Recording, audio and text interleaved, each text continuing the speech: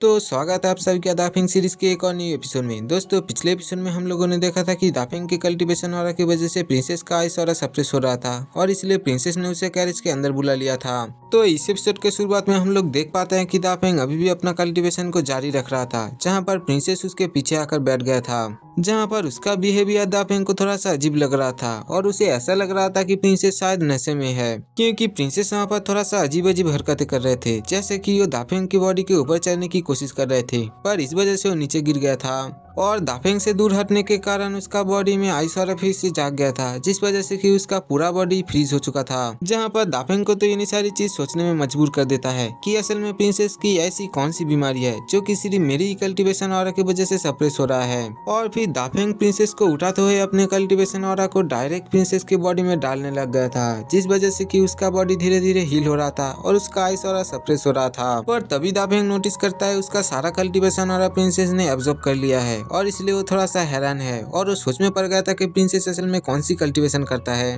और इसलिए ऐसा कैसे हो सकता है कि उसने मेरे सारे कल्टीवेशन ऑरा को एब्जॉर्ब कर लिया है। पर अब दाफिंग थोड़ा सा शांत हो चुका था, क्योंकि प्रिंसेस के बॉडी से और किसी तरह का आइस ऑरा नहीं निकल रहा था। पर इतने में उन दोनों को महसूस होता है कि बाहर कोई आया है जो कि उन लोगों के ऊपर अटैक कर रहा है और फिर हम लोग देख पाते हैं कि ये और कोई नहीं बल्कि जूलिंग है। और फिर वो आते ही एक स्लैश कैरेज के ऊपर लगा दिया था, जिस वजह से कि वो कैरेज टूट के बिखर जाता है। जहाँ पर लोली को बचाने के लिए जनरल उसे लेके दूर हट गया था और फिर दाफिंग प्रिंसेस को लेके बाहर आ चुका था, जहाँ पर जूलिंग इस बार अकेला नहीं आया था बल्कि वो अपने साथ एक आदमी को भी लाया था। जहाँ पर वो दाफिंग और प्रिंसेस को इसी हालत में देखकर कहने लगता है कि मैंने जब आपको छेड़ने की कोशिश किया तो फिर तो आपने मुझे लात मार के सेक्स से निकाल दिया और अब देखो कि आप एक अनजान लड़के के साथ एक ही कैरेज में रह रहे हो और इसलिए मुझे लगता है कि आपका नियत ठीक नहीं है। जहाँ पर उन लोगों की ऐसी बात सुन के लोली और जनरल को तो बहुत ही ज्यादा गुस्सा आ गया था और उन लोगों के सामने आते हुए कहने लगता है कि तुम्हारा हिम्मत भी कैसे हुआ हमारे प्रिंसेस के बारे में ऐसा कहने की भी। और फिर लोली दाफिंग से कहने लगता है कि तुम प्रिंसेस को लेके यहाँ से भाग जाओ और प्रिंसेस को प्रोटेक्ट करना और तब तक के लिए हम लोग इन दोनों को रोकने की कोशिश करते हैं।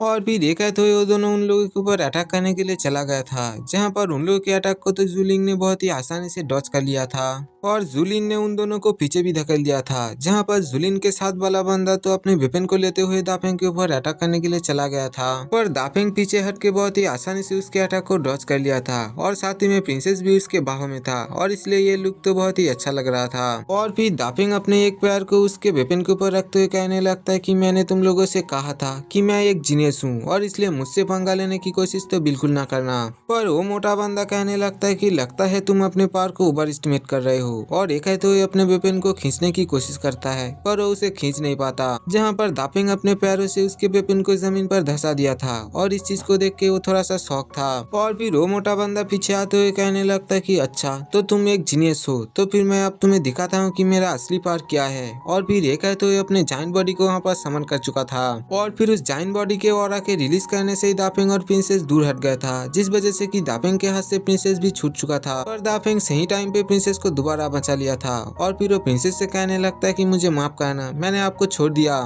और फिर वो धीरे धीरे जमीन पे आते हुए प्रिंसेस को उतार दिया था और फिर वो प्रिंसेस को पीछे भेजते हुए उसके आगे चला गया था। जहाँ पर इस चीज को देख के उस मोटे बंदे का जाइंट बॉडी भी थोड़ा सा घबरा रहा था। जहाँ पर दाफिंग उसके सामने आते हुए कहने लगता है कि तुमने मुझे अपना पावर यूज करने के लिए मजबूर किया है और इसलिए तुम मुझसे अब रहम का भीख तो बिल्कुल मत मांगना। और फिर ये कहते हुए उसने वहाँ पर हॉइस्ट जेड रॉयल पिलर को समन करना शुरू कर दिया था और फिर दाफिंग उस पिलर को अपने हाथों से खींचते हुए जमीन से बाहर निकालते हुए अपने कंधों पर उठा लिया था और इस चीज को देख के वहाँ के सारे लोग तो बहुत ही शौक हो चुका था। जहाँ पर प्रिंसेस कहने लगता है कि हम लोग हमारा मार्शल आर्ट वेपन को तो देख सकते हैं और उसका यूज करके फाइट भी कर सकते हैं, पर फिर भी हम लोग कभी भी उसे छू नहीं सकते और इसलिए ये बंदा इसे कैसे छू सकता है, क्योंकि ये चीज तो सिर्फ एक इमेजिनेशन है और इसलिए इमेजिनेशन को रियलिटी में क्रिएट करना तो बिल्कुल ही नामुमकिन है। और इसलिए इस चीज को देख के वहाँ के सारे लोगों का आंखें तो बाहर आ चुका था। जहाँ पर दाफिंग उस पिलर का यूज करते हुए आसमान में चला गया था और फिर वो उसी का यूज करते हुए उस जाइंट बॉडी के ऊपर एक जोरदार अटैक कर दिया था।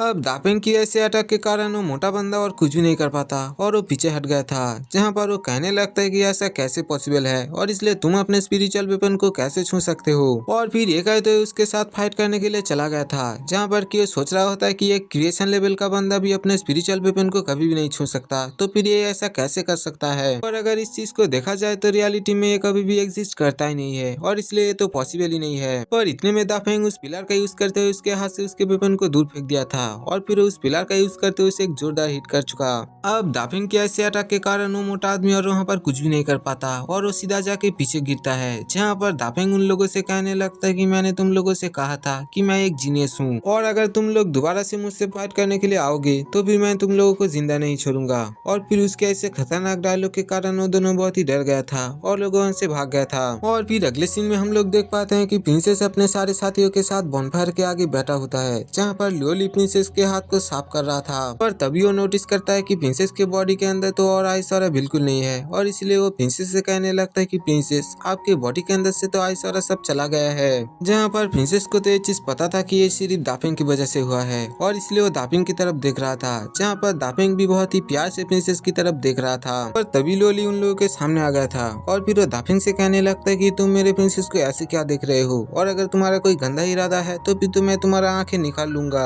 और फिर दूसरे सीन में हम लोग जूलिंग और उस मोटे आदमी को देख पाते हैं, जहाँ पर जूलिंग उस मोटे आदमी से कहने लगता है कि तुमने तो कहा तुम मुझे हरा दोगे तो फिर तुम वहाँ से भाग क्यों आए। जहाँ पर वो मोटा आदमी कहने लगता है कि तुमने मुझे ये पहले क्यों नहीं बताया कि वो बंदा अपने स्पिरिचुअल वेपन को छू भी सकता है। और फिर सीन कट होके हमें दाफेंग को दिखाया जाता है, जहाँ पर जनरल उससे कहने लगता है कि ये बात कैसे हो सकता है कि तुम अपने स्पिरिचुअल वेपन को छू सकते हो। जहाँ पर दाफेंग कहने लगता है कि तुम लोग इतना हैरान क्यों हो रहे हो क्योंकि ये चीज तो बहुत ही ज्यादा आसान है। पर जनरल कहने लगता है कि ये चीज उतनी भी आसान नहीं है क्योंकि हम में से कोई भी अपना स्पिरिचुअल वेपन को छू नहीं सकता और ऐसा हमने कभी भी नहीं देखा कि कोई अपना स्पिरिचुअल वेपन को छू सकता है। और एक कहते हुए जनरल अपने जेट पिलर को निकालते हुए उसे छूने की कोशिश करता है, पर वो लोग देख पाता है कि वो उसे छू नहीं पा रहा था और इस चीज को देख के दाफेंग भी थोड़ा सा शॉक था। और फिर वो जनरल से कहने लगता है कि ऐसा लगता है कि तुम्हारा मास्टर उतना अच्छा नहीं है और उसने तुम्हें ठीक से ट्रेनिंग नहीं दिया है। पर जनरल कहने लगता है कि ये ऐसा बिल्कुल नहीं है क्योंकि मेरा मास्टर तो बहुत ही ज्यादा टैलेंटेड है और इसलिए तुम ऐसा नहीं कर सकते। और इस चीज को सुन के दाफेंग कहने लगता है अगर ऐसा है तो भी तो मैं कहूंगा कि तुम एक अच्छा कल्टीवेटर बिल्कुल भी नहीं हो। जहाँ पर उसके ऐसी बात सुन के प्रिंसेस भी हंसने लग गया था। और फिर सीन कट होते हुए हमें जूलिन को दिखाया जाता है और फिर तभी उन लोगों के पीछे एक तीसरा आदमी भी आ गया था, जो कि उन लोगों से कहने लगता है कि तो तुम लोग एक हवाई जेट रॉयल विला से परेशान हो, पर अब तुम लोगों को चिंता करने की कोई भी जरूरत नहीं है क्योंकि मैं अब यहाँ पर आ चुका हूँ और इसलिए तुम लोग अब मेरे ऑर्डर के ऊपर ही काम करोगे। और उसके ऐसे बात सुन के वो दोनों कहने लगता है कि असल में तुम हो कौन और तुम्हारे ऑर्डर पे भला हम काम क्यों करने लगे। पर तभी वो बंदा एक टोकन को निकालते हुए उन लोगों को दिखाता है और इस चीज को देख के वो दोनों थोड़ा सा शौक था और फिर वो लोग जल्दी से उसके सामने झुक गया था। और वो दोनों कहने लगता है कि बॉस आप जो भी कहेंगे हम लोग उसे मानने के लिए तैयार हैं। जहाँ पर वो बंदा कहने लगता है कि मेरा नाम यंग जन है और मैं मास्टर के ऑर्डर पर यहाँ पर आया हूँ। और फिर इसी के साथ ये एपिसोड यहीं पर ही खत्म हो जाता है। दोस्तों अगर आपको मेरी एक्सप्लेनेशन अच्छी लगी हो तो चैनल को सब्सक्राइब करना और अगर ये सीरीज अच्छी लग रही हो तो फिर नेक्स्ट पार्ट के लिए कमेंट जरूर करना।